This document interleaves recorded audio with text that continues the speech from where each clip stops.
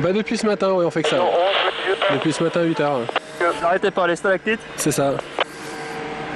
30 interventions ce matin, la moitié des grandes échelles de pompiers mobilisées pour sécuriser la voie publique en faisant tomber des blocs de glace et les stalactites qui menacent. Donc là c'est par rapport à l'eau, en fait, par rapport à l'écoulement, ça a gelé, donc ça fait des espèces de congères, ça peut être dangereux quoi, pour les personnes mais les passants, quoi, parce que ça risque de se décrocher d'ici quelques jours et ça commence à fondre, donc, mais ça se décolle du toit et ensuite ça risque de tomber sur la voie publique, quoi, donc provoquer des blessés, mais pour les passants comme pour les piétons.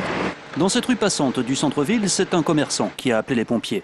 Vous voyez là toute la glace qui est dehors, il y a des gros morceaux de glace qui sont tombés sur moi et une cliente, donc j'ai levé la tête, j'ai vu qu'il y avait énormément de glace et puis j'ai la voisine à côté qui m'a prévenu aussi qu'elle avait des grosses corniches de glace qui étaient menaçantes. Oui, j'ai eu chaud, ouais, tout à fait. Le risque est réel, depuis ces derniers jours, certaines stalactites sont d'une taille impressionnante. On en a qui vont jusqu'à 1m20, 1m50, donc c'est vrai que ça fait des poids qui sont impressionnants. Ils sont taillés en forme de pointe, donc c'est vrai que lorsque ça tombe de plusieurs étages, du 7e, 8e étage, si quelqu'un passe en dessous, effectivement, ça peut faire très très mal. Par ailleurs, en ce qui concerne les trottoirs très glissants en ce moment, les pompiers rappellent que c'est aux copropriétaires des immeubles d'assurer leur dégagement.